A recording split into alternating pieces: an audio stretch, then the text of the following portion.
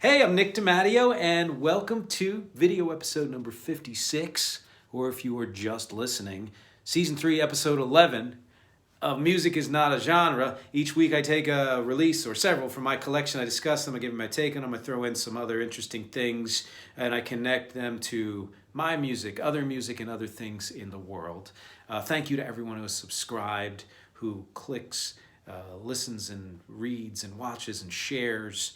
If you are a Patreon patron, thank you very much for that. If not, there's a link right there at the below this video. Please go take a look at the page. There's a lot of exclusive content over there on Patreon, including an interview series I'm doing with various people in the music world and live shows and things like that. And I really love you to be a part of all that. This week, the topic is Liz fucking Phair. This title doesn't need a qualifier. There's a reason why I use a curse word in that title, right? And it's not just because, if you know anything about Liz Phair, she's known for being very free with her language and her expression and everything like that. That's part of it, sure. But the other part of it is this topic kind of makes me fucking angry. It kind of makes me angry. And I don't know if you know, and obviously if you're just listening, you don't know, but I always write a text prior to doing this video and this audio recording, and it helps me flesh out my ideas. And usually for this particular podcast format, I don't read the text verbatim, and I'm not going to do that now, but I usually only just go off of notes. But in this case, I'm going to follow along a little bit more to what I wrote because I think I don't know if I can say it any better, and I need to refer to it to really get to the point that I'm making here, which is if you are aware of, the undercurrent or the kind of underworkings of the way things operate in this world, whether that has to do with politics, society, the restaurant business, the movie industry, the music industry, then you probably have started to realize that a lot of what we think or believe is not necessarily true. It's fed to us. It's fed to us by a marketing machine. It's fed to us by critics, journalists, stuff like that. And it kind of pisses me off. It pisses me off for several reasons. First of all, full disclosure, you may know this already. I talk about it all the time. I am a singer-songwriter. I've recorded several albums over the years. I've had a long career, and I've had, little bits of success here and there, but not, necessarily to the degree that I would like. So that's one thing. But even, when you're just talking about people that everybody knows, or that a large group of people know, depending on the type of music you listen to, such as someone like Liz Phair, you should be aware of the fact that the narrative that we know is likely not the correct narrative. Eventually, this does get corrected, usually when an artist has been around for decades or if that artist dies, which is ridiculous, but, that it has to wait that long. But while it's going on, we are almost always being fed some type of a misleading narrative. Not entirely false, but misleading. And in the case of Liz Phair, that is just true in spades, right? So if you don't know her, let me give you a quick, just a very quick summary. She's about my age, so look that up. And she started, she's from Chicago area and started recording or writing, I guess, in kind of the late 80s and the early 90s. She went under the name Girly Sound and was discovered, you could say, and signed and started releasing albums under her own name, Liz Phair. And I know all this readily and kind of quite a bit more because I just read her memoir, Horror Stories, which I would absolutely recommend. Each chapter is like a song in itself. They're vignettes from her life that all have a pretty awesome emotional punch, each in their different way. That's my recommendation.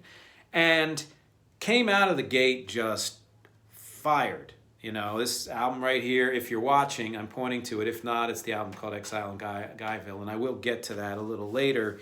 But the critics loved her, and she was a huge success in the indie world, and you know, and et cetera, et cetera, et cetera. And since then has had a very long and extensive career that I'm going to get into more detail about. But right from the gate, she was known as somebody who was comfortable with explicit lyrics, comfortable with very personal lyrics, very, you know, intimate lyrics about herself and her life. Some lyrics were sexually charged. And, you know, there were other aspects of her music, which again, I will get into later, that she was well known for. And that made for a very great story to kind of get her noticed and get the critics to love her and get her out of the gate, you know, blazing. And then things kind of took their winding turns in different directions throughout her career. And my contention is that that is largely, if not completely, because of the music industry and critics and journalists. And what I wrote down here is that we need to get sick of this. We need to be sick and tired of this. You know, now again, we're not just victims. We are victims in some ways, but we also have agency and we have a responsibility to know more, to find out more, to look beneath the surface, to go beyond what we're being fed. But I'm gonna just kind of read it right here. Too many artists, too many people, and not just artists, have been taken advantage of by those in power, pushed around, and forced to either comply or risk major rejection, you know, or failure or lack of success. So many of us have been manipulated, exploited, stepped on, shunted aside, all for money and power. And boy, is she a perfect example of this, you know. That album I talked about, Exile in Guyville, has now been ranked as one of the top 500 greatest albums of all time by Rolling Stone. Take or leave what a publication says and a top 500, top 10, top anything list.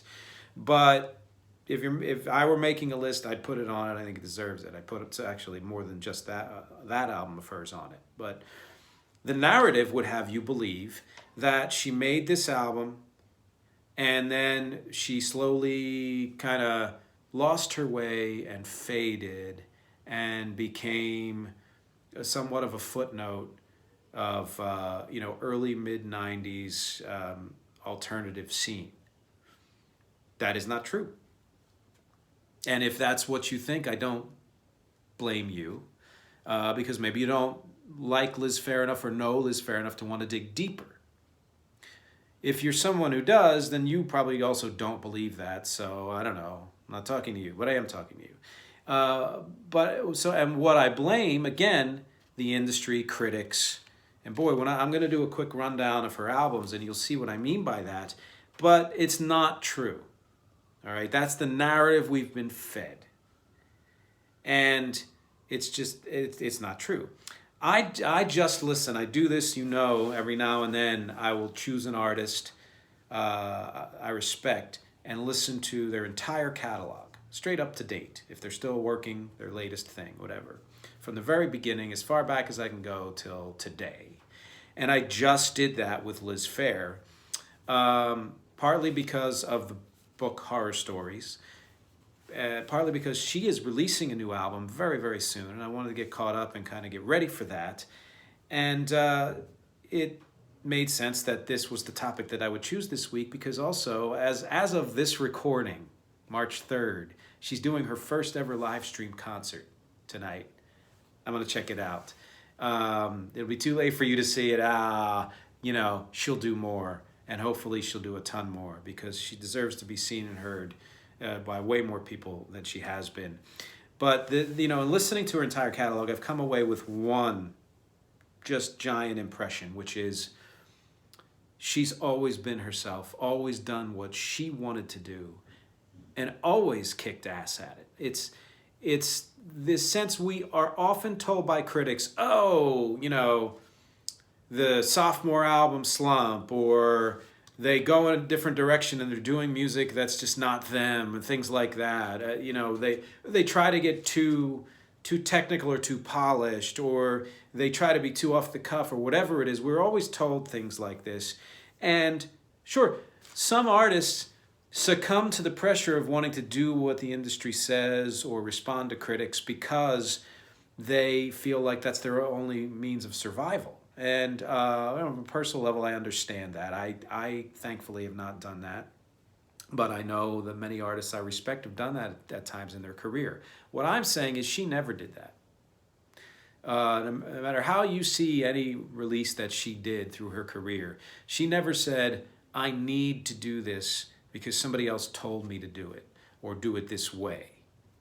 In fact, if you have an impression of her, let's say as someone who's highly sexual and that's it, or someone who, you know, had a flash of inspiration and then didn't have much else to give, like any of these things, whatever you're thinking, it's not that. That is not it. It's either only part of the story or it's not even part of the story. It's not even true. I liken her output, and she does actually. She says she really respected and respects and admires David Bowie, and I can see why. You know, after listening to her whole catalog, I kind of liken her output to Bowie in her own way. And let me go do this rundown so I can give you an idea of what I mean.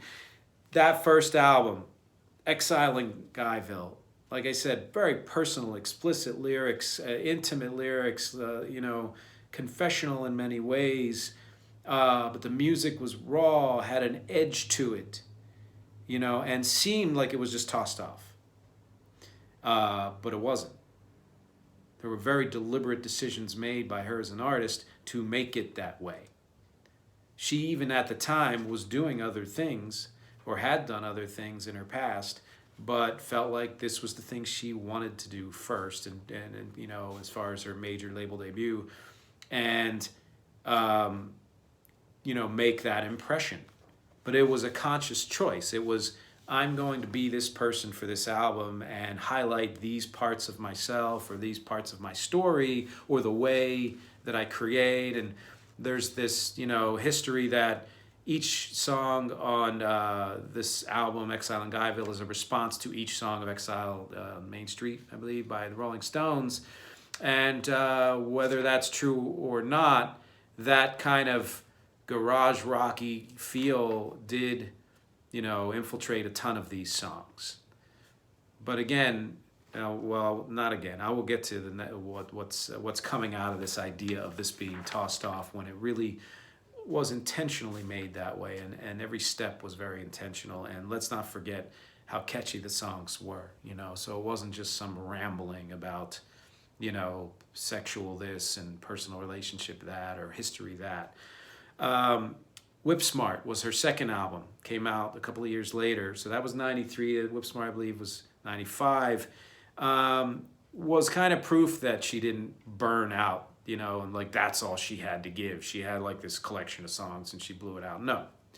She proved she was here to stay, that she was a serious artist who wanted to continue to create and to continue to push herself, challenge herself, and challenge the listener.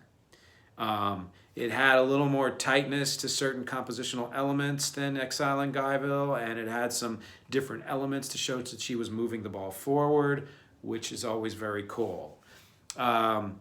White Chocolate Space Egg, 1998. I'm yelling it because although I actually genuinely do love every one of her albums, which I can't say for every artist, this one's my favorite. White Chocolate Space Egg is my favorite.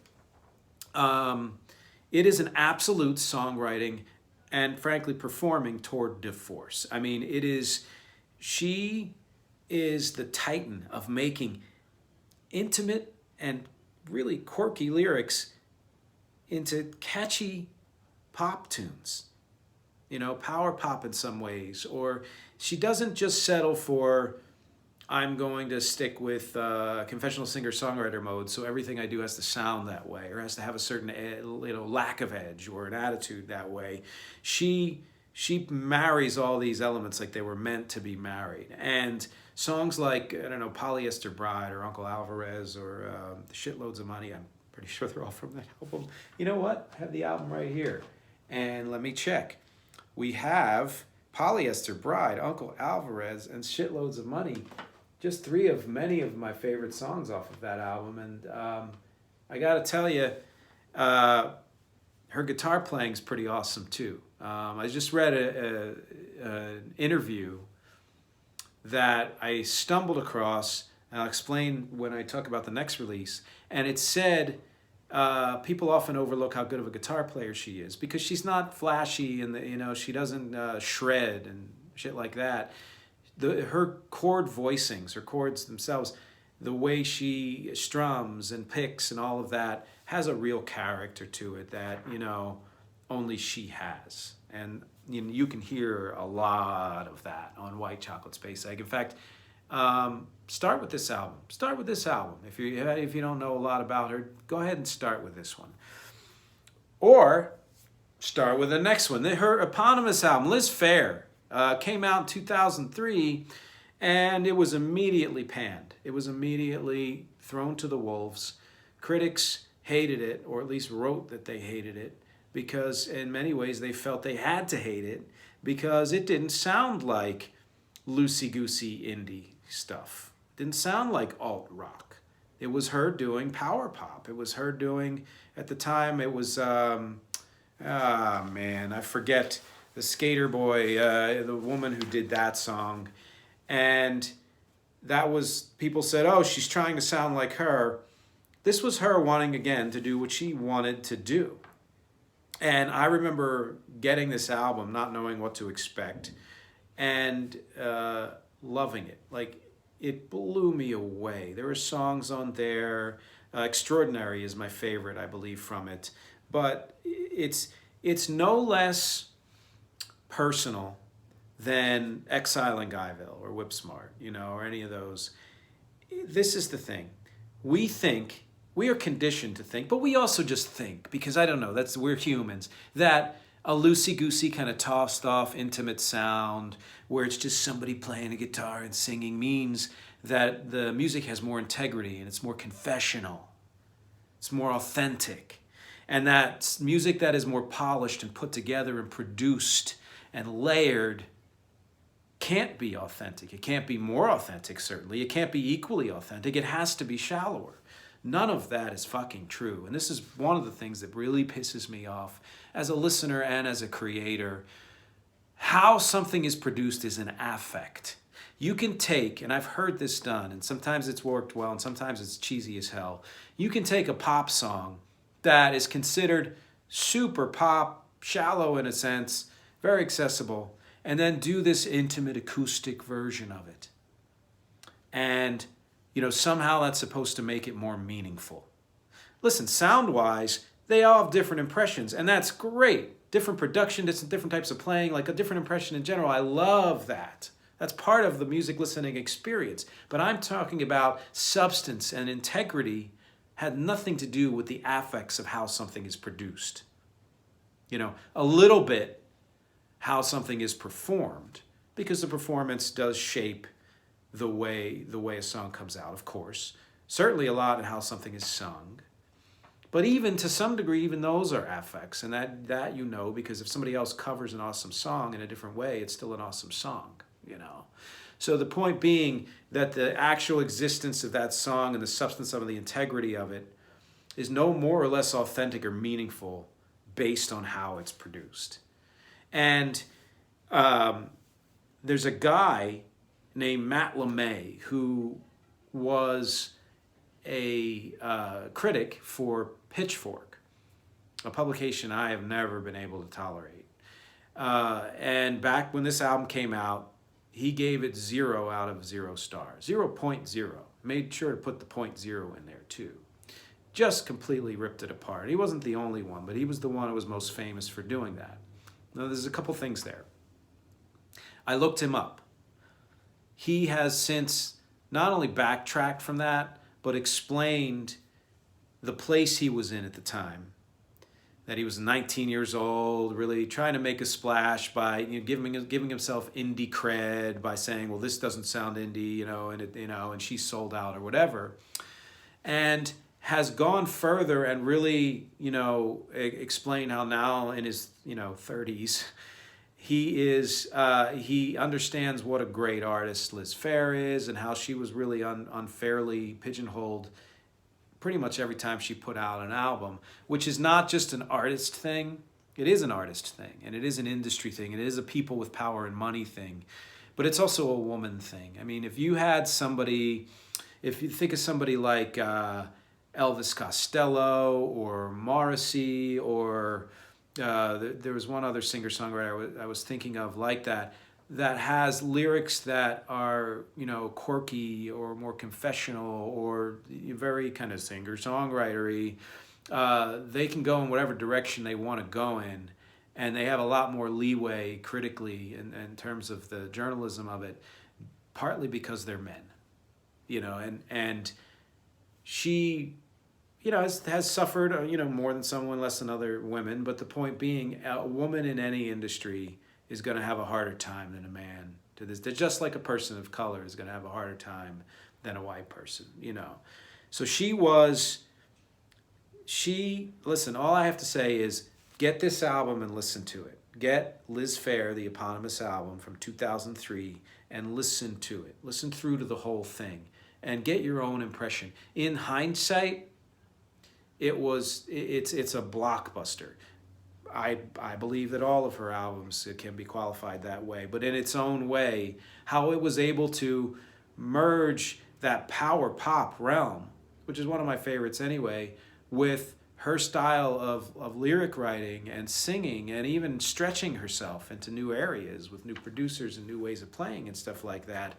That's her being her, and then it was actually extremely successful for her. She had a giant hit, Why Can't I, and a couple of other hits, smaller hits like Extraordinary, and the tour and all of that stuff. But where do you go from there? So she went wherever the hell she wanted to, again, with the 2005 album, which I do not have on CD. As people who are watching can see, I only have her first 4, but I've listened to them all. Somebody's Miracle. First time I heard this was a couple of days ago. And the first thing I thought was, oh, somebody did what Taylor Swift did before Taylor Swift did it.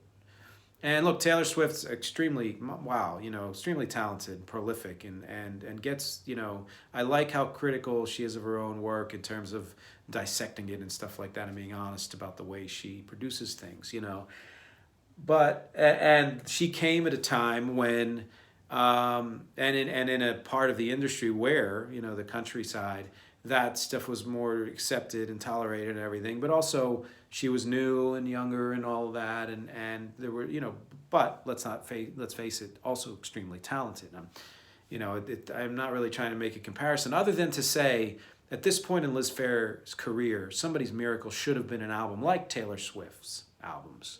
It should have been seen as, wow, this is somebody who did so many other kinds of music in her first 4 albums, and then decides to just sit down and be a singer-songwriter. And she goes into singer-songwriter mode, but doesn't stick with typical, stereotypical singer-songwriter qualities in the lyrics or even in some of the production. She keeps it personal to her, and again, it was in some ways a 180 from the album before it, and that could be one reason why her relationship with the label ended. But the point is that she didn't say, oh, Liz Phair was my most successful album, I'm going to do another one of those. There were some elements to that power pop in Somebody's Miracle, but it got more intimate, but not intimate in the way that Exile in Guyville or Whip Smart were intimate, and quirky, but not quirky in the way White Chocolate Space Egg was quirky. It had all the elements of the previous stuff, but done in what seems like more of a singer-songwriter mode. And then a few years later, about a little more than 10 years ago, she released her last full album, Fun Style. And it's the first time I heard this was a couple days ago, and I didn't know what to expect. Because I had read an interview with her from right when her book came out a couple of years ago, that she was talking about it. and how experimental it was in its own way. It was basically her saying, this is me going where I want to go, and I hope you come along with me. And she raps on the album. There's some R&B on there. There's some really just super quirky, almost Zappa-esque stuff, and it's, in its own way, or Tune Yards and people, bands like that. And the thing is, if you're willing to open up and follow an artist on their journey, there's no limit to how much enjoyment you can get out of it and how much discovery. And I was primed to like this album because I liked her previous 5 albums, But as always, some albums are favorites, some aren't. This kind of started creeping up as one of my top favorites because of how just flat out weird it is. It does what I think any artist should be allowed to do, or should want to do. Artists do what they want to do, but should be allowed to do if they want to do, which is say fuck you to genre and to packaging and to saying, well, if I'm this kind of artist, I have to sound this way. She had people speaking over her songs while the songs were going on, like a voiceover type thing.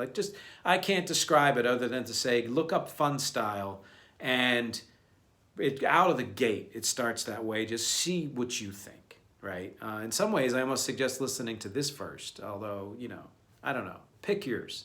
Pick one of the 6 albums and start anywhere. Please, because she deserves way more listening than she's gotten over the last 20 years.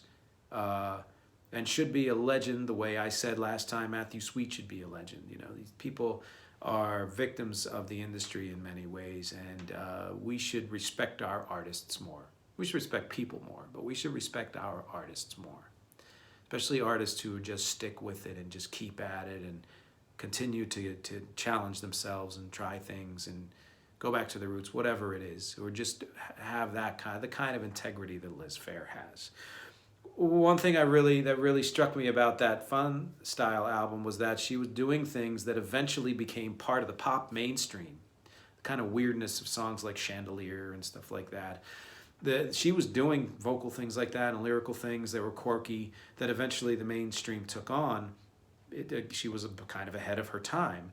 But the other thing is, this is exactly what I just did, with my band Rex project, The Weird Objective. The 5 albums that are in that were meant to show that, as the podcast says, music is not a genre.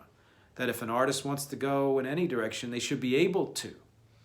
And not only that, there should be no reason to package it in a certain way. So, it was my way of doing a genre fuck you, but as well as, her doing kind of her industry and genre fuck you with Fun Style, because she, expressly, she self-released it and just was like, this is for me and my fans and anybody else who wants to listen, and screw the rest of the industry. I don't care. And this is what I'm going to put out, right?